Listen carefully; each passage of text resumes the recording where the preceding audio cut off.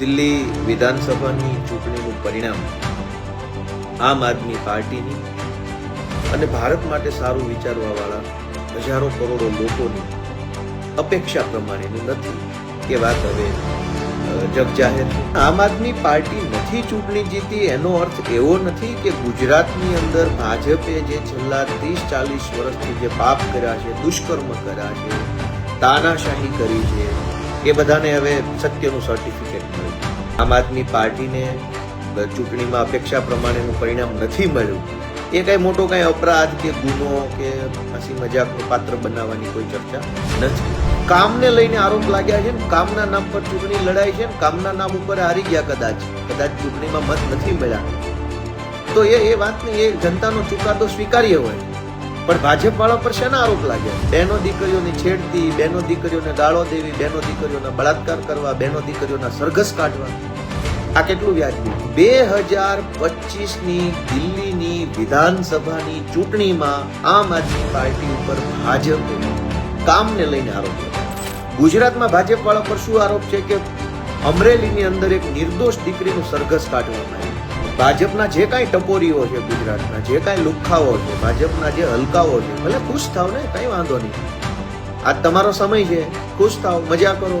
તમારા કરતા 1000 ગણી હિંમત અમારામાં વધુ છે. અમે પોલીસના ઘેરા પાછળ છુપાઈને કે આટલી મોટી સરકારના ઘેરા પાછળ છુપાઈને અમે ઠઠ્ઠામસ્કરી નથી કરતા. અમે સામી છાતીએ એકલા અને વિરોધમાં રહીને લડીએ. આ અમારી તાકાત છે. મજા લેવા વાળા મજા લઈ રહ્યા છે અને જે મિત્રો ભારત માટે, ગુજરાત માટે કંઈક સારું કરવાની તમન્ના મનમાં લઈને ફરે છે એ જરાક દુઃખી હશે. તો બધાને, કેમ કે આજે હું આખો દિવસ અત્યંત વ્યસ્ત હતો એક લગ્નના કામમાં, એટલે હું અત્યારે જસ્ટ ફ્રી થયો તો મને એવું લાગ્યું કે 2 શબ્દો મારે કહેવા જોઈએ. તો સૌથી પહેલા તો દિલ્હી વિધાનસભાની ચૂંટણીનું પરિણામ આમ આદમી પાર્ટીની અને ભારત માટે સારું વિચારવાવાળા હજારો કરોડો લોકોની અપેક્ષા પ્રમાણેનું નથી એ વાત હવે જગજાહેર છે. એમાં કંઈ કહેવાનું રહેતું નથી. સ્વાભાવિક છે કે ચૂંટણીના મેદાનમાં જે કોઈ 2 પાર્ટીઓ ઉતરે તો બંને પાર્ટીની અપેક્ષા એવી હોય કે જીતીએ, અને જીતવું એ રાજનીતિનો, પોલિટિક્સનો, પાર્ટીનો, ચૂંટણીનો એક લક્ષ્ય હોય છે બધાનું. તો કશો વાંધો નથી. દિલ્હીની જનતાએ જે કાંઈ નિર્ણય લીધો છે એ નિર્ણય સ્વીકાર્ય છે. હવે નિર્ણય કેવી રીતે લીધો છે, કેવી રીતે નથી લીધો, એ કોઈ બહુ ચર્ચાનો વિષય નથી. મહત્વના 2-4 મુદ્દાઓ ઉપર મારે અત્યારે મારો અભિપ્રાય રાખવો છે, કેમ કે આ તો બધું ચાલતું રહેવાનું છે. કઈ ભારત દેશ આઝાદ થયો 1947માં, ત્યાર પછીથી લઈ આજ દિવસ સુધી દેશના ઇતિહાસમાં એકેય એવી પાર્ટી નહીં હોય કે જે હારી નહીં હોય. માત્ર ને માત્ર સતત ફક્ત ચૂંટણીઓ જીતી જ હોય, ક્યારેય ચૂંટણી ન હારી હોય એવી દેશના ઇતિહાસમાં કોઈ પાર્ટી જ નથી. એટલે આમ આદમી પાર્ટીને ચૂંટણીમાં અપેક્ષા પ્રમાણેનું પરિણામ નથી મળ્યું એ કઈ મોટો કઈ અપરાધ કે ગુનો કે હસી મજાકનું પાત્ર બનાવવાની કોઈ ચર્ચા નથી. સૌથી મહત્વની 2-4 બાબતો જે છે એના ઉપર મારો ધ્યાન દોરવું છે. બધા આમ આદમી પાર્ટીના કાર્યકર્તાઓને, ગુજરાતના લોકોને, અમદાવાદમાં બેસતા ટીવી વાળા મિત્રોને અને રાજનીતિને નજીકથી ઓબ્ઝર્વ કરતા અને રાજનીતિક વિશ્લેષક બનીને ફરતા અથવા ખરેખર જેને રાજનીતિનું જ્ઞાન છે બધાને સૌથી મહત્વની બાબત એ છે કે આમ આદમી પાર્ટીની સરકાર નથી બની એ સત્ય છે. ભાજપની સરકાર બની દિલ્હીમાં એ પણ સત્ય છે. પણ આમ આદમી પાર્ટી નથી ચૂંટણી જીતી એનો અર્થ એવો નથી કે ગુજરાતની અંદર ભાજપે જે છેલ્લા 30-40 વર્ષથી જે પાપ કર્યા છે, દુષ્કર્મ કર્યા છે, તાનાશાહી કરી છે, એ બધાને હવે સત્યનું સર્ટિફિકેટ મળી ગયું. એનો અર્થ એવો નથી. આપણે એક વાતને બહુ ટેકનિકલી અને લોજિકલ રીતે સમજવાની કોશિશ કરીએ કે આ આખી 2025ની વિધાનસભાની ચૂંટણીમાં આમ આદમી પાર્ટી ઉપર આરોપ શું લાગ્યા હતા? આખી ચૂંટણી દરમિયાન ભાજપ તરફથી જે આરોપો હતા, શું આરોપ હતા? કે દિલ્હીમાં યમુના નદીની સફાઈ નથી થઈ. હવે થઈ છે કે નથી થઈ એ વાત જો બીજા નંબરે રાખીએ તો સૌથી મહત્વનો પ્રશ્ન એ છે કે આરોપ તો કામ ઉપર લાગ્યો ને. કામ થયું છે કે કામ નથી થયું એવો આરોપ લાગ્યો. બીજા નંબરે સૌથી મોટો આરોપ ભાજપે ચૂંટણીમાં લગાડ્યો ગટર વ્યવસ્થા બાબતે કે ભાઈ સીવર, એને ઇંગ્લિશમાં સીવર કહે છે અને આપણે ગુજરાતીમાં ગટર બોલીએ, તો ડ્રેનેજ સીવરને લઈને ખૂબ ફરિયાદો આખા દિલ્હીમાં છે એવો આરોપ ભાજપે લગાવ્યો. હવે એ સાચો પણ હોય કે ખોટો પણ હોય, જે હોય તે, સાચા ખોટામાં નથી પડવું, પણ આરોપ શેનો લાગ્યો? કામને લઈને આરોપ લાગ્યો. ત્રીજો આરોપ શું લાગ્યો? પાણીની સમસ્યાને લઈને આરોપ લાગ્યો, જે ભાજપે લગાવ્યો. પાણીની સમસ્યા છે કે પાણીની સમસ્યા નથી એ મુદ્દા ઉપર ચર્ચા કરીએ એ સેકન્ડ નંબરની, બીજા નંબરની વાત છે. આરોપ શેને લઈને લાગ્યો? કામને લઈને આરોપ લાગ્યો કે કામ થયું છે કે કામ નથી થયું. નરેન્દ્ર મોદીએ, વડાપ્રધાને પોતે ચૂંટણીના એકાદ દિવસ પહેલા ઓલા બાળકો સાથે ઝાડવા નીચે બેસી અને ચર્ચા કરીને ચર્ચામાં એને શાળામાં 9મા ધોરણમાં બાળકોને નપાસ કરવામાં આવે છે અથવા પાસ કરવામાં આવે છે તે પ્રકારે આરોપ લગાવ્યો. આરોપ સાચો છે કે ખોટો છે એની ચર્ચા નથી કરવી. આરોપ શેને લઈને લાગ્યો? કામને લઈને આરોપ લાગ્યો. તો 2025ની દિલ્હીની વિધાનસભાની ચૂંટણીમાં આમ આદમી પાર્ટી ઉપર ભાજપે કામને લઈને આરોપ લગાવ્યા કે શાળામાં આમ છે, ગટરની વ્યવસ્થા આમ છે, પાણીની વ્યવસ્થા આમ છે, યમુના નદી આમ છે. બહુ ગંભીરતાથી આ વાત સમજવા જેવી છે. આરોપ લાગ્યો કામ થયું છે કે કામ નથી થયું એના ઉપર આરોપ લાગ્યો. હવે ગુજરાતના ભાજપ વાળાને લઈએ, શું આરોપ છે? જસદણમાં ભાજપના 2 નેતાઓએ બળાત્કાર કર્યો અને સરકારે ભાજપની છે અને સામે આ તો 100 ઘટના બનતી હશે, એમાંથી જે 2 ઘટના બહાર આવતી હશે, ગુજરાતમાં ભાજપના રાજમાં 100 ઘટના બનતી હશે, એમાંથી જે 2 ઘટના માંડ બહાર આવે છે એ પણ કેવી આવે છે કે જસદણમાં ભાજપના લોકોએ બળાત્કાર કર્યો દીકરીઓ પર હોસ્ટેલમાં જઈને. કામને લઈને નહીં, ચારિત્રના આરોપ લાગ્યા.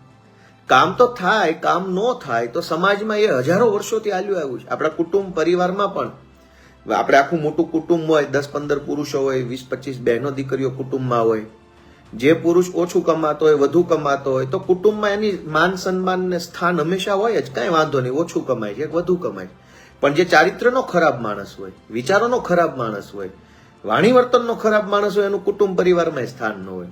કામ તો કોઈક ઓછું કરે, કોઈ વધારે કરે, કામની સરખામણી હોવાની નથી. દિલ્હીમાં અરવિંદ કેજરીવાલની 10 વર્ષ સરકાર રહ્યા પછી પણ એના ઉપર આરોપ લાગ્યો કામનો. કામ થયું છે કે કામ નથી થયું એ આરોપ લાગ્યો. ગુજરાતમાં ભાજપ વાળા પર શું આરોપ છે કે અમરેલીની અંદર એક નિર્દોષ દીકરીનું સરઘસ કાઢવામાં આવ્યું. સમાજમાં આ વસ્તુ માન્ય નથી, યોગ્ય નથી. કામ ન કર્યું હોય તો ઇટ્સ ઓકે, કામ થાય, કામ ન થાય, કામને લઈને 100 ચર્ચાઓ થઈ શકે, પણ કેટલીક વસ્તુ સમાજમાં માન્ય નથી, સમાજમાં ક્યારેય સ્વીકાર્ય ન હોય, એવા આરોપ ભાજપ ઉપર છે. ત્રીજી વાત કે એક આદિવાસી સમાજની નિર્દોષ દીકરીની નગ્ન પરેડ કાઢવામાં આવી, આ આરોપ પણ ભાજપ ઉપર છે. કચ્છની અંદર નલિયાકાંડ થયું, સામૂહિક બળાત્કારની ઘટના સામે આવી, સરકારે પંચ બેસાડ્યું અને આ પંચ જે છે એને તપાસ કર્યું, કોર્ટમાં કેસ ચાલ્યો, ભાજપના આગેવાનો હતા એટલે નિર્દોષ છૂટી ગયા. શેનો આરોપ લાગ્યો? ચારિત્રનો, બળાત્કારનો આરોપ લાગ્યો. આ સિવાય અમરેલીની અંદર ભાજપના એક આગેવાને એક મહિલા શિક્ષિકાના ઘરમાં અડધી રાત્રે ઘૂસી ગયા અને પછી ભાજપના ધારાસભ્યએ ને સાંસદ સભ્યએ બધાએ ભેગા મળી અને એને ઠંડો પાડી દીધો મામલો. શેનો આરોપ લાગ્યો? બળાત્કારનો, છેડતીનો, મહિલાઓના ગૌરવ હણવાનો. આ સિવાય સુરતથી ડ્રગ્સ વેચતા હર્ષ સંઘવીનો ખાસ મિત્ર પકડાયો. શેનો આરોપ લાગ્યો? ડ્રગ્સ વેચવાનો. અમારી સરકારમાં, આમ આદમી પાર્ટીની સરકારમાં નહીં, ભાજપની જ સરકારમાં આરોપ લાગ્યો. હજારો બુટલેગરો જે સીધી રીતે ભાજપ સાથે સંકળાયેલા છે, ભાજપના હોદ્દેદારો છે. શેનો આરોપ લાગ્યો? દારૂ વેચવાનો, ડ્રગ્સ વેચવાનો. ગુજરાતના લગભગ તમામ ગામડાઓમાં લગભગ કોઈ ગામ બાકી નહીં હોય જ્યાં સરકારી ગૌચરની જમીન, સરકારી પડતર જમીન કે અન્ય કોઈ સરકારી જમીન ઉપર ભાજપના ગુંડા, બદમાશ, લુખ્ખા તત્વોએ કબજો કર્યો જ હશે. લગભગ ગામડાની આ હાલત છે કે જ્યાં સરકારી જમીન છે, ભાજપના ગુંડાઓ એના ઉપર કબજો કર્યો છે. શેનો આરોપ લાગ્યો? કબજા કરી લેવાનો, પચાવી પાડવાનો. પાટીદાર અનામત આંદોલન થયું, નિર્દોષ બહેનો દીકરીઓને બેફામ ગાળો આપવામાં આવી. શેનો આરોપ લાગ્યો? મહિલાઓના આત્મસન્માનની વિરુદ્ધનું કામ કરવાનું. દલિત આંદોલન થયું, ઠાકોર સમાજનું આંદોલન થયું, હજારો લોકો ઉપર ખોટા કેસ કરવામાં આવ્યા. શેનો આરોપ લાગ્યો? સમાજની ઉપર તાનાશાહી કરવાનો. ક્ષત્રિય સમાજે આંદોલન કર્યું પરસોત્તમ રૂપાલાના નિવેદન બાબતે કે ક્ષત્રિય સમાજની જે બહેનો દીકરીઓ છે જેણે પોતે જે તે વખતે પોતાનું બલિદાન આપી દીધું હતું, એવી માતાઓ બહેનો દીકરીઓ વિશે એલફેલ શબ્દો વાપર્યા. તો ક્ષત્રિય સમાજે બહેનો દીકરીઓ માટે થઈ અને અવાજ ઉઠાવ્યો તો ભાજપે શું કર્યું? તાનાશાહી કરી. દોસ્તો, કામને લઈને આરોપ લાગ્યા છે ને, કામના નામ પર ચૂંટણી લડાઈ છે ને, કામના નામ ઉપર હારી ગયા. કદાચ ચૂંટણીમાં મત નથી મળ્યા તો એ વાતની એ જનતાનો ચુકાદો સ્વીકાર્ય હોય. પણ ભાજપ વાળા પર શેના આરોપ લાગ્યા છે? બહેનો દીકરીઓની છેડતી, બહેનો દીકરીઓને ગાળો દેવી, બહેનો દીકરીઓના બળાત્કાર કરવા, બહેનો દીકરીઓના સરઘસ કાઢવા. આ કેટલું વ્યાજબી છે? ભાજપના જે કાંઈ ટપોરીઓ છે ગુજરાતના, જે કાંઈ લુખ્ખાઓ છે, ભાજપના જે હલકાઓ છે, ભલે ખુશ થાવ ને, કઈ વાંધો નહીં. આજ તમારો સમય છે, ખુશ થાવ, મજા કરો. તમારા બાપાની પેઢીઓ હાલતી હોય એવી રીતે સરકાર છે, કઈ વાંધો નહીં. પોલીસના પ્રોટેક્શનમાં છો, ગુંડાઓના પ્રોટેક્શનમાં છો, ચારો તરફથી પ્રોટેક્ટેડ રહી અને તમે મજાક, મસ્કરી, ટાટિયા ખેંચ અમારી કરો, કઈ વાંધો નથી. તમારા કરતા 1000 ગણી હિંમત અમારામાં વધુ છે. અમે પોલીસના ઘેરા પાછળ છુપાઈને કે આટલી મોટી સરકારના ઘેરા પાછળ છુપાઈને અમે ઠઠ્ઠા મસ્કરી નથી કરતા. અમે સામી છાતીએ એકલા અને વિરોધમાં રહીને લડીએ છીએ. આ અમારી તાકાત છે અને અમને ગર્વ છે કે અમે સામે છાતીએ લડીએ છીએ. કેજરીવાલ ઉપર કામને લઈને આરોપ લાગ્યા, ભાજપ ઉપર બહેનો દીકરીઓનું શોષણ, બળાત્કાર. જ્યાં સુરતમાં તો આજના છાપામાં છે કે ટિકિટ જોતી હોય તો તમે મહિલાની વ્યવસ્થા કરો. આજના છાપામાં છે ભાજપના આગેવાનોએ વોર્ડની ટિકિટો માટે થઈ ભાજપના જ કાર્યકર્તાઓને એવું કીધું કે તમારી પત્નીને તૈયાર કરો કે બીજા ત્રીજાને, ડબલ મિનિંગમાં. આજના છાપામાં છે. તો દોસ્તો, એક પાર્ટી છે જે બળાત્કાર, જમીન માફિયાઓ, ડ્રગ્સ માફિયાઓ, રાશન માફિયાઓ, ગુજરાતની લગભગ સસ્તા અનાજની દુકાન ઉપર માથાભારે માણસોનો કબજો છે. એક ગરીબને એના હકનું 2 કિલો અનાજ મેળવવા માટે તે કેટલી મુશ્કેલીઓનો સામનો કરવો પડે છે. તો દિલ્હીમાં આમ આદમી પાર્ટીને ધાર્યા પ્રમાણે અપેક્ષિત પરિણામ નહીં મળવાથી ગુજરાતના પ્રશ્નોનું સોલ્યુશન આવી ગયું છે એવું કાંઈ હોતું નથી. ગુજરાતના પ્રશ્નો હજુ એમનામ છે. તમામ ગામની અંદર ભાજપના માણસો ગુંડાઓ, બદમાશોની જેમ બિહેવ કરે છે. જમીનો પચાવી પાડવી, સસ્તા અનાજની દુકાનોમાંથી અનાજ ન મળવા દેવું, સરકારી કચેરીમાં તમે કંઈ પણ કામકાજ કરાવવા જાઓ એટલે ધક્કા સિવાય કંઈ વધતું નથી, ખોટા કાગળિયાઓ કેટલા કરાવવા પડે, હજારો દાખલા, સર્ટિફિકેટ કઢાવો પછી કંઈ મળતું નથી. દોસ્તો, આ જે બધી વાત છે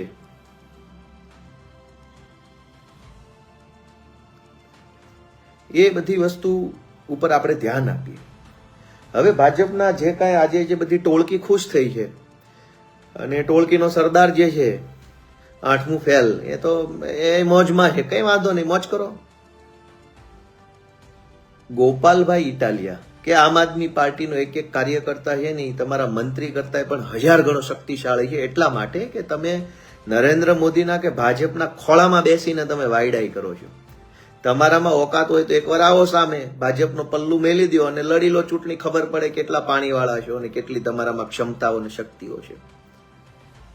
એટલે મોદીના ખોળામાં બેસીને વધારે પડતી વાયડાઈ કરવી એ અલગ નંબરનો મુદ્દો છે. પણ આજે મારે એટલું કહેવા જેવું છે કે ભાજપની આખી ટોળકીને આજ મજા આવવા માંડી છે. હવે આમ આદમી પાર્ટી કે ખતમ થઈ જશે ને આમ થઈ જશે ને તેમ થઈ જશે. ઓહો, આ કઈ શાકભાજી માર્કેટ છે કે બંધ થઈ જશે કે આ શું છે? મારે આજે એની ખુલાસો કરવો છે કે આમ આદમી પાર્ટી એક સપનું છે, એક લક્ષ્ય છે. સપનું જે હોય છે ને, કોઈ પણ માણસના જીવનમાં એક સપનું હોય, એ સપનું જ જીવન જીવવાનું બળ હોય. સપનું પૂરું થઈ જાય તો માણસ સારું જીવી નથી શકતો. જેમ કે માણસના મનમાં એક સપનું હોય કે મારે ઘરનું ઘર બનાવવું છે, કોઈને સપનું હોય કે ગાડી લેવી છે, કોઈને સપનું એવું હોય કે મારે મોબાઈલ લેવો છે ફલાણો, કોઈનું સપનું એવું હોય કે મારે મારા છોકરાને આ બનાવવો છે, કોઈને એવું સપનું હોય કે મારે પોતે આ બની જવું છે.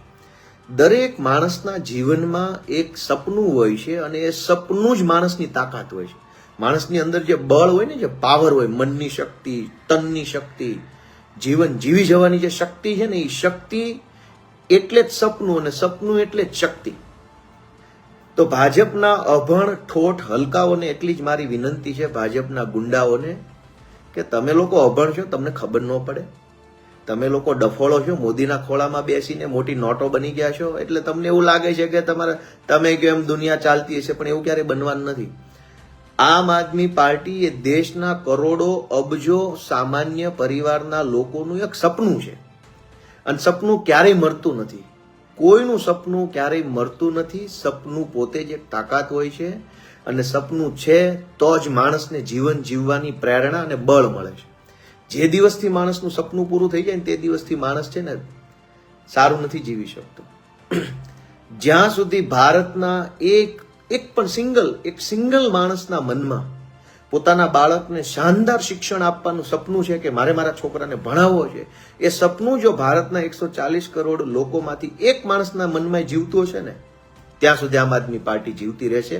ભાજપના 8-5 ટોળકીથી કાંઈ ઉખાડી નહીં શકાય. અરે એક ચૂંટણી હારી ગયા, ઓકે, હિંમત થોડી હારી ગયા છે, હિંમત નથી હારી ગયા. અને અમારે કઈ મોદીના ભાજપના ખોળામાં બેસીને થોડા લડવા નીકળ્યા, અમે તો અમારા દમ ઉપર લડવા નીકળ્યા. આ ક્વોલિટી છે, ક્વોલિટીનો નાશ ન થાય. ચાઇનીઝ વસ્તુ પતી જાય. કાલ મોદી નહીં હોય તો ભાજપના આ બધા જ જે લુખાઓ છે ગોત્યા હાથમાં નહીં આવે. અમે તો અહીંયા જ છીએ, અહીંયા જ રહેવાના છે, ફાઇટ આપવાના છીએ. બહુ તો શું કરશો? જેલમાં પૂરશો? બહુ તો શું કરશો? હેરાન કરશો, ત્રાસ આપશો, ઓકે, સહન કરી લઈશું.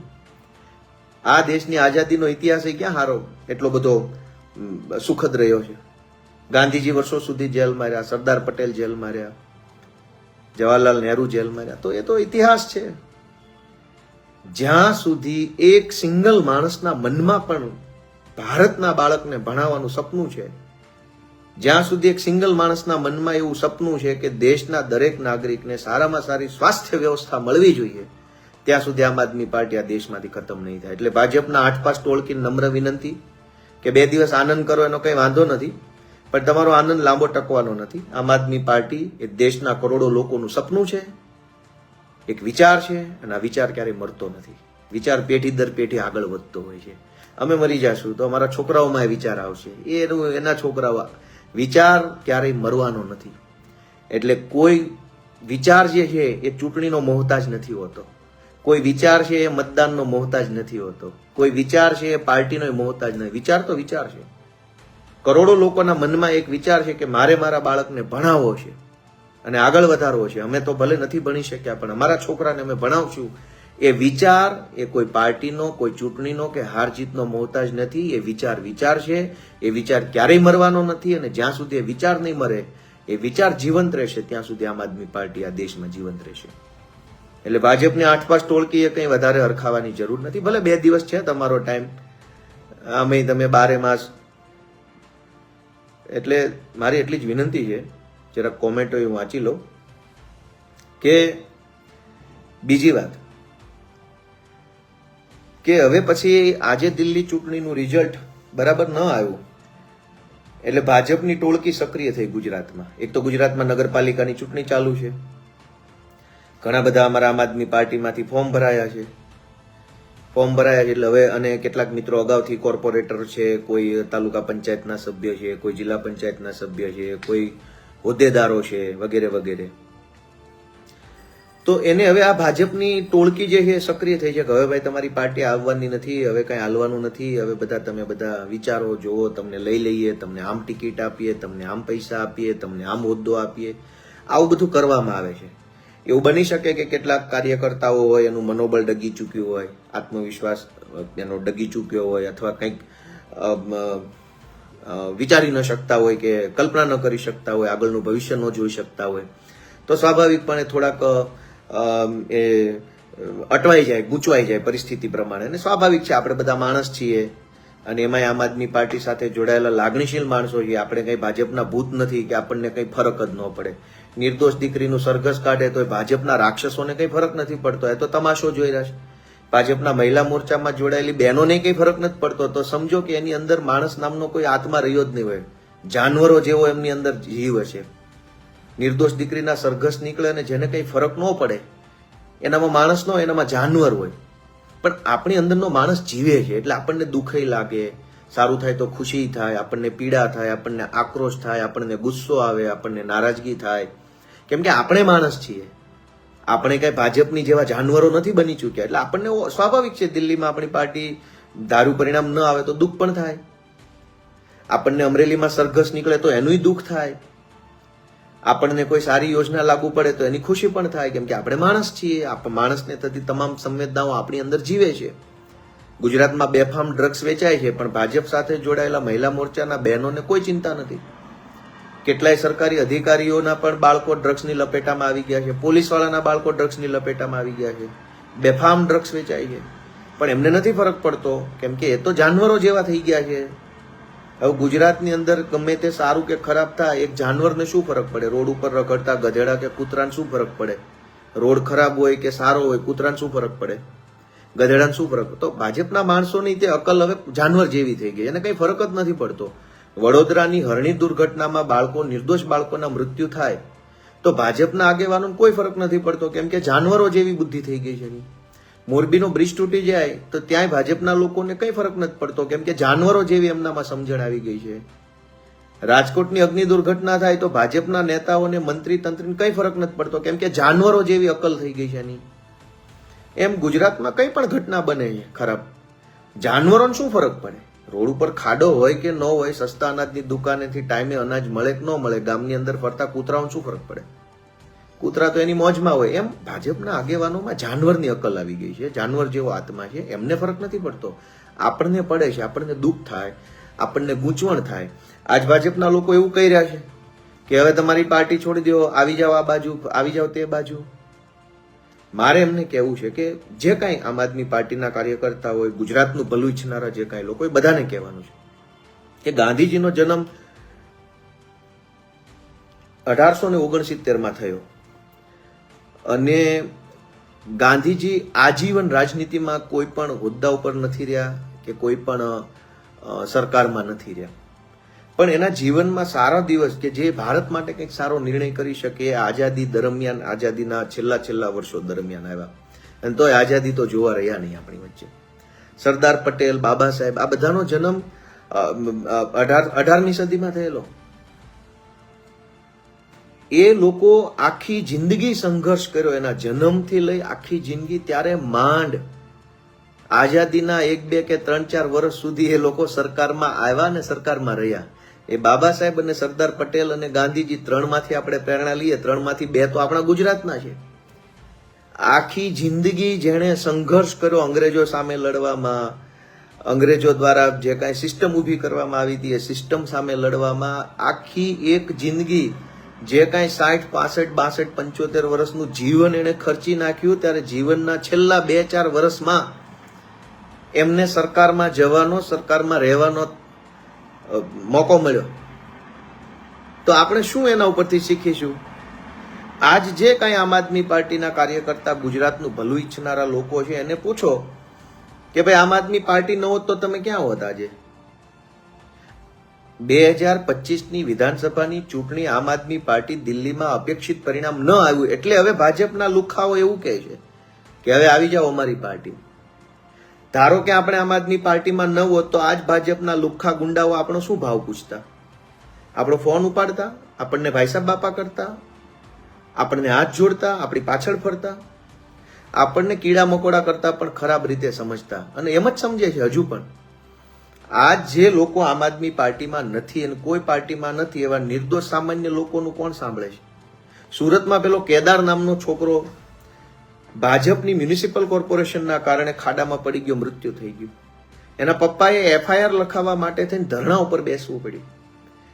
માસૂમ નિર્દોષ બાળકનું આવું ક્રૂર અને આવી ઘાતકી રીતે એનું મોત થાય છે, અને એ ઘાતકી મોતની FIR લખાવવા માટે ધરણા પર બેસવું પડે છે.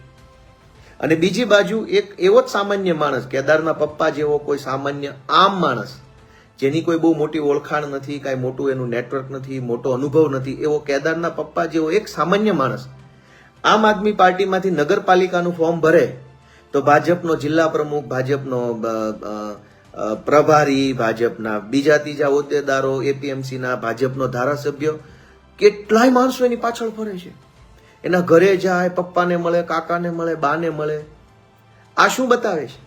કે અરવિંદ કેજરીવાલ છે, આમ આદમી પાર્ટી છે, તો આપણા જેવા સામાન્ય માણસોનો ભાવ પૂછે છે, બાકી આ લોકો કોઈનો ભાવ નથી પૂછે.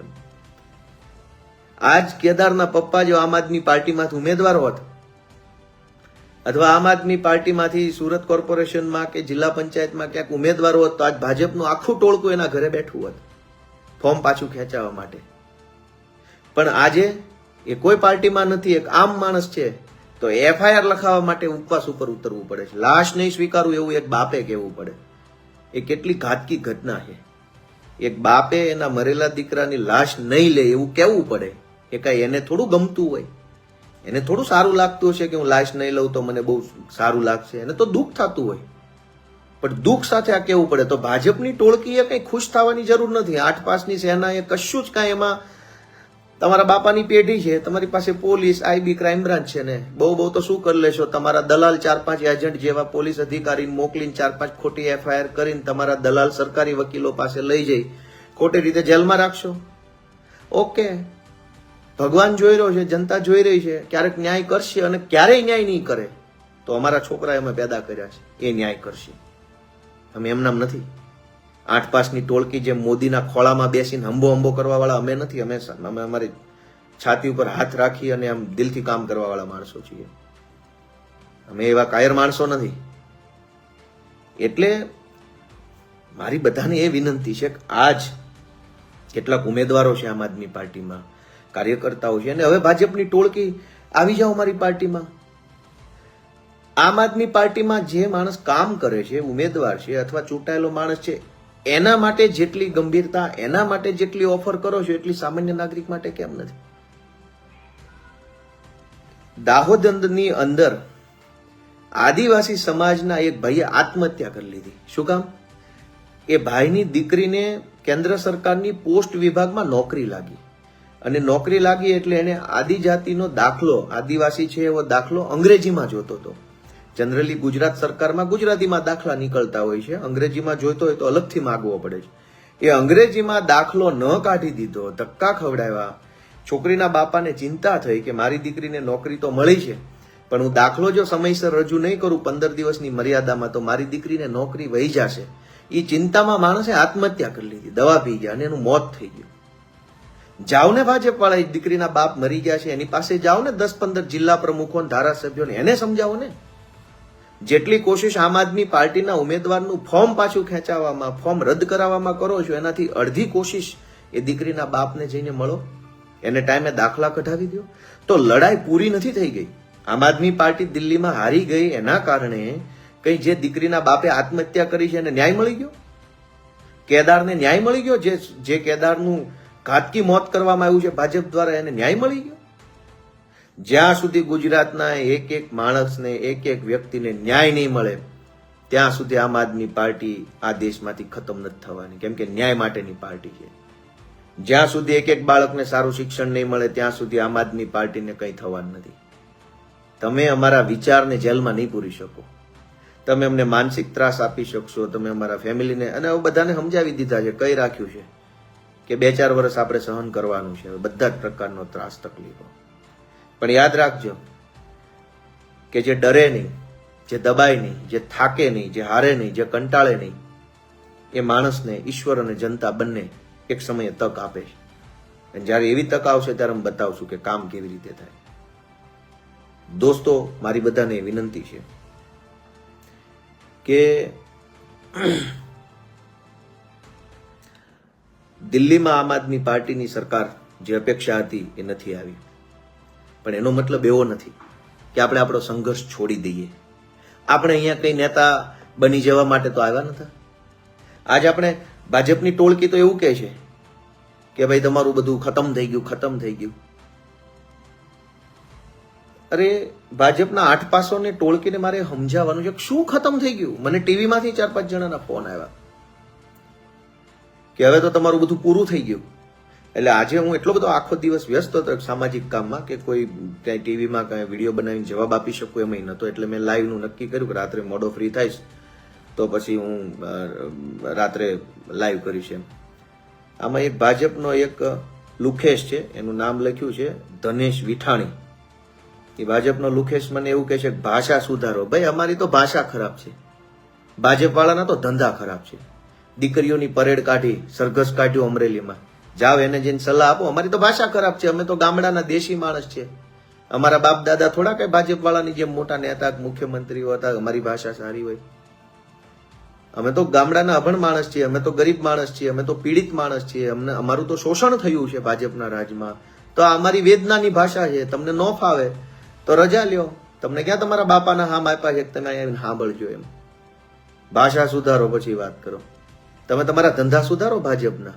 જસદણની અંદર ભાજપના બળાત્કારીઓએ હોસ્ટેલમાં જઈને બળાત્કાર કર્યો, કેમ કોઈ બોલ્યું નહીં? બળાત્કાર કરે એ તમને સારું લાગે છે અને અમારી ભાષા ખરાબ લાગે છે? દોસ્તો, હું એમ કહેવા જતો હતો કે ભાજપની ટોળકી એવું કહે છે કે ખતમ થઈ ગયું. મારે આખી ગુજરાતની ભાજપની ટોળકીને એવું કહેવું છે, શું ખતમ થઈ ગયું?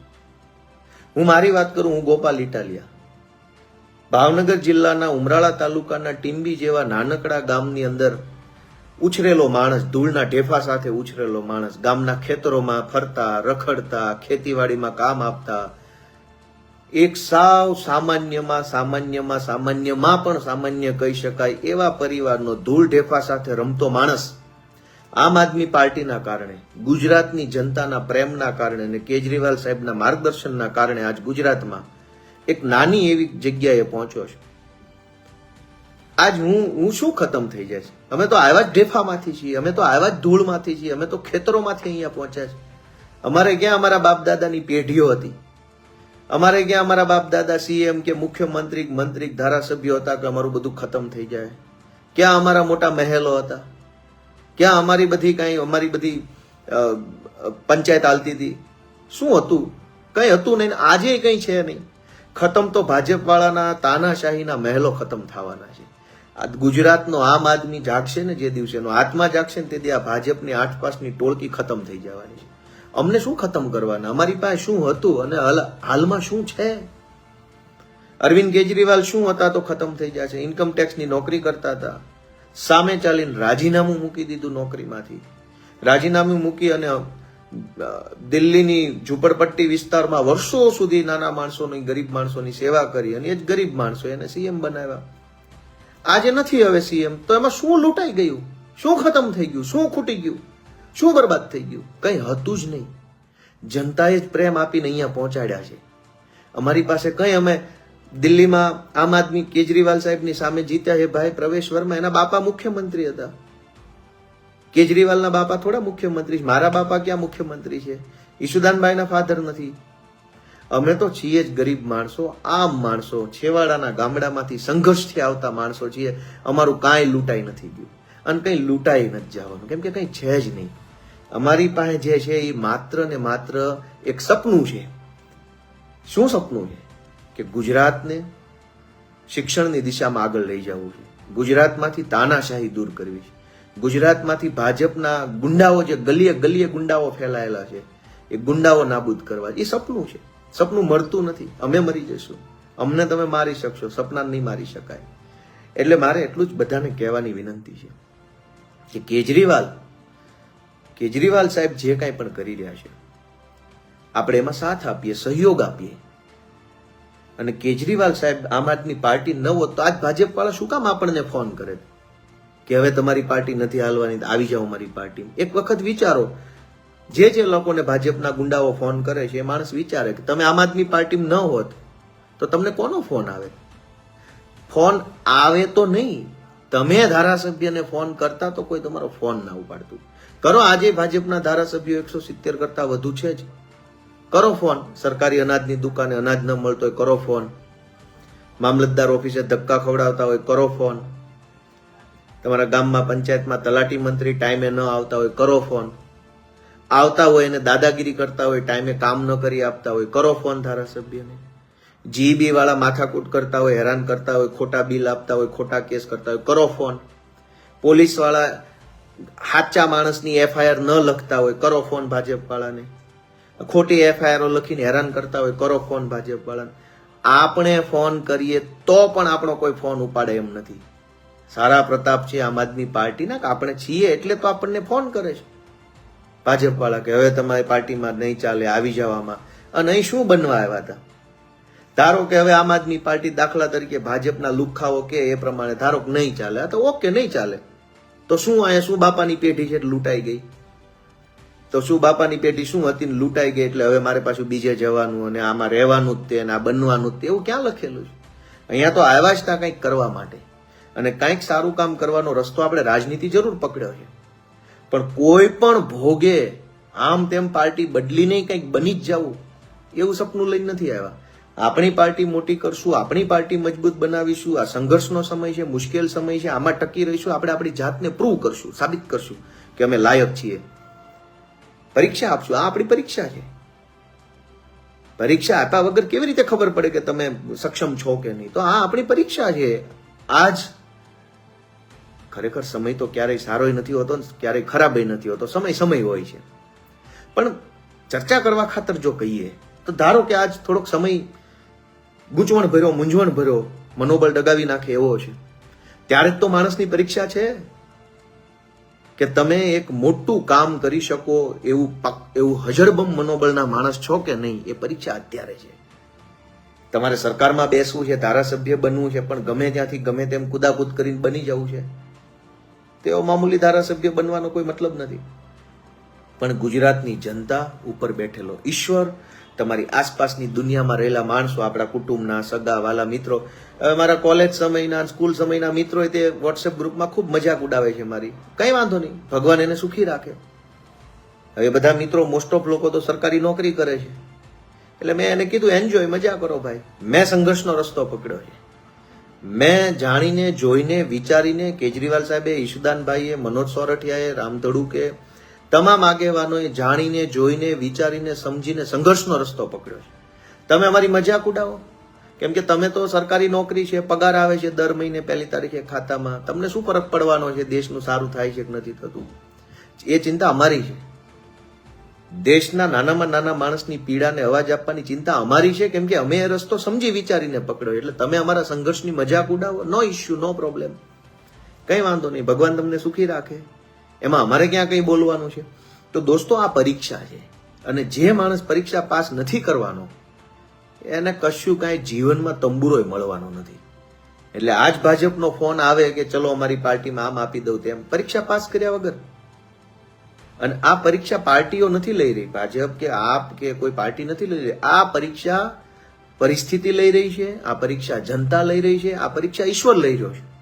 ઈશ્વરની પરીક્ષા આપ્યા વગર તમે કોઈ પણ પાર્ટીમાં જઈને એવું વિચારતા હો કે આમ તેમ બની જાય તો ભગવાન તમારી બુદ્ધિનું કલ્યાણ કરી નાખે. આ પરીક્ષા છે, આ પરીક્ષા આપવાની છે, અને બધાએ આપેલી છે, જે આ પરીક્ષા આપશે. એટલે દોસ્તો એટલું જ કહેવાનું છે કે પરીક્ષા આપવાની છે આપણે બધાએ. આપણી ક્ષમતા કેટલી છે, આપણું મનોબળ કેટલું છે, આપણો આત્મવિશ્વાસ કેટલો છે, આપણી ધીરજ કેટલી છે, આપણો સંયમ કેટલો છે, આપણું લક્ષ્ય કેટલું મોટું છે, આપણું સપનું કેટલું સક્ષમ છે, એ બધી જ વસ્તુઓની પરીક્ષા છે. અને આપણે, મેં કીધું એમ, ભાજપની જેવા જાનવરો નથી. એટલે આપણે માણસ છીએ, આપણને દુઃખ લાગે, આઘાત લાગે, મનોબળ ડગી જાય તો ઓકે ને, 15 દિવસ, 20 દિવસ, મહિનો, 1.5 મહિનો થોડુંક રિલેક્સ થઈ જવાનું. થોડુંક ફેમિલીમાં આપણે ફેમિલી સાથે ટાઈમ સ્પેન્ડ કરીએ, થોડુંક બિઝનેસમાં ટાઈમ સ્પેન્ડ કરીએ, મનગમતી પ્રવૃત્તિ કરીએ, ફિલ્મ જોઈએ, બુક વાંચીએ, ગેમ રમીએ, ફરવા વયા જઈએ નદી કાંઠે, દરિયા કાંઠે. It's okay. થોડાક રિલેક્સ થઈ જવાનું માઇન્ડ, કેમ કે આપણે માણસ છીએ, આપણે ભાજપ જેવા જાનવરો નથી કે આપણને કોઈ ફરક જ ન પડે. એટલે દોસ્તો મારું એ કહેવાનું છે, થોડાક રિલેક્સ થઈ જાઓ. આપણને ફરક પડતો જ હોય છે, આપણે માણસ છીએ, કેમ કે આપણે તો લાગણી ભર્યું સપનું લઈને નીકળ્યા છે. આપણે અહીંયા કઈ બની જવાનું, કઈ ઘર ભરી લેવા નીકળ્યા હોત તો ભાજપમાં હોત. આજ ભાજપનો એક ટટુ પૂંજ્યો હોય, નાનો એવો ચિલ્લર હોય, એ તે કરોડો રૂપિયા કમાઈને બેઠો છે, કેમ કે એનો ધંધો એ છે, આપણો ધંધો એ નથી. તો આ દોસ્તો આપણી પરીક્ષા છે. આપણી પરીક્ષા કઈ બધા લેતા હોય નથી. ઘણીવાર આપણી પરીક્ષા આપણો નજીકનો માણસ એ લેતો હોય, આપણા સગાવાલા હોય ને, મેણા ટોણા મારવા લાગે કે ભાઈ મૂક ને હવે આ બધું કાંઈ થશે નહીં, આ ભાજપ વાળાને કાંઈ કોઈ નહીં હરાવી શકે, મોદી છે તો આમ છે ને, ઓલો મુદ્દો આમ છે ને. અને પછી જ્ઞાની માણસો વચ્ચે ઘૂસે, મહાજ્ઞાનીઓ હોય જેને રાજકારણની બહુ ખબર પડતી હોય કે દિલ્હીમાં આમ કર્યું હોત ને તો આમ થઈ જાત ને, ગઠબંધનમાં આમ થઈ જાત. એટલા બધા જ્ઞાની માણસો જો આવો ને રાજકારણમાં, ઉભા રહી જાઓ ચૂંટણીમાં, લઈ લો એક ટિકિટ તમે, જે મજા આવે પાર્ટીમાંથી, અને કોઈનો આપે ઘરની પાર્ટી બનાવો, ખબર પડે કે કેટલું જ્ઞાન અહીંયા કામમાં આવે છે. રાજનીતિ દોસ્તો એક પરીક્ષા છે, ક્ષણે ક્ષણ પરીક્ષા છે. તમારી કૌશલ્યની પરીક્ષા, આવડતની પરીક્ષા, ધીરજની પરીક્ષા, સંયમની પરીક્ષા.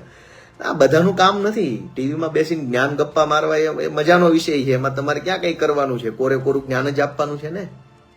આ ચૂંટણી પૂરી થઈ એટલે ટ્વિટર ઉપર હું જોતો હતો કેજરીવાલને દુનિયાભરનું જ્ઞાન લોકો આપી રહ્યા, દુનિયાભરનું, આમ કરવાનું હતું ને આમ કરવાનું હતું, અને મોદીએ શું મોટી કલાકારી કરી, એનાય તે મોટા દૂરબીનો મારીને અમુક પબ્લિક બેઠી છે, આટલું આવું કર્યું એટલે આમ થયું.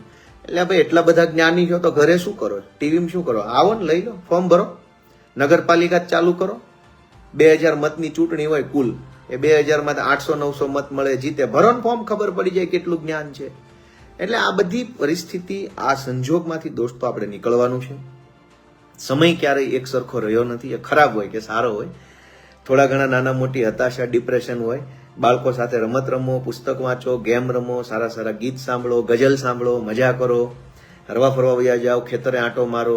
પશુપાલન કરતા હોય તો પશુઓ સાથે તે થોડોક સમય વિતાવો. ગાય હોય, ભેંસ હોય, કે જે કાંઈ પશુ પાળતા હોય, કોઈ ઘોડો હોય, કોઈ કૂતરા પાળ્યા હોય, તો એની સાથે મજા કરો, થોડોક સમય રિલેક્સ થઈ જાઓ. ભાજપવાળા જાનવર છે, અને ધારેક જીતે એ તો જાનવર બુદ્ધિ છે, એને કઈ ફરક નથી પડતો, આપણને પડે છે. તો થોડોક ઇમોશનલ સપોર્ટ આપણે જોઈએ, ઇમોશનલ કહેવાય ને, ઇમોશનલ પાવર પણ આપણે જોઈએ. આપણે માણસ છીએ તો ઇમોશનલ પાવર થોડોક મેળવી લો, થોડાક દિવસ રિલેક્સ થઈ જાઓ, કંઈ ટેન્શન લેવાની જરૂર નથી. ગુજરાતની અંદર આમ આદમી પાર્ટી છે, હતી અને રહેવાની છે. આપણે ફાઇટ આપવાની છે દોસ્તો. જે કાંઈ થોડી ઘણી આપણે વેઠવું પડે, સંઘર્ષને વેઠવો પડે, એ વેઠવાની આપણે તૈયારી રાખવાની છે. આપણે અહીંયા કંઈ રાતોરાત બની જવા આવ્યા નથી. સૌથી વધુ સમસ્યાનો સામનો આપણા આસપાસના લોકોમાં જ કરવો પડે. આપણા બેન હોય, બનેવી, શાળા, કાકા, ફઈ, ફુવા, મામા, માસી, સાઢુભાઈ, સાસરી પક્ષના લોકો, ભાઈબંધ, દોસ્તારો, આ બધા લોકોના મેણાટોણા આવા સમયે હાવી થઈ જાય. પણ દોસ્તો એક વાત તો યાદ રાખજો કે જે લોકોએ જીવનમાં ક્યારેય કોઈ મોટો નિર્ણય નથી લીધો, કે મોટી શક્તિઓ સામે પડવાની જેણે હિંમત નથી કરીને, એનું મેણું ન સાંભળવું ને એના વખાણે ન સાંભળવા. આ કાનેથી સાંભળીને આ કાને કાઢી નાખવું, એ કહેવત ખોટી છે. ઓલી ડેટોલની જાહેરાત આવે ને, એમાં ડેટોલમાં આમ કરીને આમ કરે ને તોય 2 કીટાણુ રહી જાય છે. જાહેરાત પોતે એવું બતાવે છે કે 2 કીટાણુ ડેટોલમાં રહી જાય છે.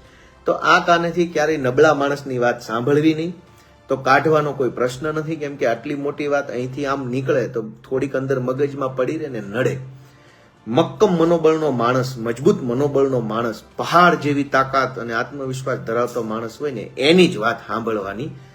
બીકણ માણસો, કાયર માણસો, ડરપોક માણસો, નિર્ણય ન લઈ શકતા માણસો, મોટી શક્તિઓ સામે બાથ ભરવાની જેનામાં હિંમત ન હોય, એવા કાયર માણસોના અભિપ્રાય પોઝિટિવ ન સાંભળવા ને નેગેટિવ ન સાંભળવા. કાયર માણસે કરેલા વખાણને ધ્યાને નહીં લેવાના, અને કાયર માણસે આપેલી સલાહને ધ્યાને નહીં લેવાની. સલાહ લેવી તો હજડબમ માણસ પાસેથી લેવી, અને હજડબમ કે ને એમ કરવાથી જિંદગીમાં કોઈ દુઃખી થતું નથી. એટલે મારી બધાને વિનંતી છે કે આપણે બધા ગુજરાતની સમસ્યાને વાચા આપવાનું કામ ચાલુ રાખીએ. દિલ્હીમાં આમ આદમી પાર્ટીનું ધાર્યું પરિણામ નહીં આવવાથી કઈ ગુજરાતની સમસ્યા ઓછી નથી થઈ જવાની. ગુજરાતમાં એ સમસ્યાઓ આજે છે, વધતી જાય છે. અને જેમ જેમ ભાજપ ઉપર ચૂંટણી જીતતું જાય, એમ આ ભાજપની આખી ટોળકી છે એ બેજવાબદાર બનતી જાય છે, એ અભિમાની બનતી જાય છે, અહંકારી બનતી જાય છે. આપણે અહંકાર બિલકુલ કર્યા વગર વિનમ્ર ભાવે પબ્લિકની સેવા કરતી રહેવાની છે. જેટલું થાય એટલું, ન થાય ત્યાં ના પાડી દઈએ, થાય ત્યાં કોશિશ કરીએ. મને 1000% વિશ્વાસ છે કે બહુ ઝાઝા સમયમાં નહીં, 2027માં જ આ જ ગુજરાતની જનતા જબરજસ્ત સોલિડ ન્યાય કરશે. આપણું જે સપનું છે કે એક બાળકને શિક્ષણ, સ્વાસ્થ્ય સુવિધા અને વ્યવસ્થા, એ સપનું આ જ ગુજરાતમાંથી પૂરું થશે. સૌને શુભેચ્છાઓ. ભાજપવાળાને પણ આજનો દિવસ તમે જે મજા આવી, મજા લીધી, ખુશ થયા, એ ખુશી બદલ તમને શુભેચ્છાઓ. કોઈ પણ માણસ આખી દુનિયામાં ક્યાંય ખુશ થાય તો એ મને ગમતી બાબત છે. કોઈ પણ માણસ ખુશ રહેવું જરૂરી છે. સંસારમાં કોઈ દુઃખી ન હોવો જોઈએ. ખુશ થવાનું કારણ ચાહે ગમે તે હોય, ખુશ રહેવું જરૂરી છે. તમને આજે એક દિવસની ખુશી મળી છે એ બદલ તમને શુભેચ્છાઓ. પાછા 1-2 દિવસમાં અમે હમાનમાં થઈ અને લાગી જઈશું જનસેવાના કામમાં. સૌને શુભેચ્છાઓ. અરવિંદ કેજરીવાલજીને સાથ આપીએ, આમ આદમીના સપનાને સાથ આપીએ, અને ભારત નિર્માણની દિશામાં આપણું યોગદાન અવિરતપણે આપ્યા કરીએ એવી પ્રાર્થનાઓ સાથે જય જય ગરવી ગુજરાત.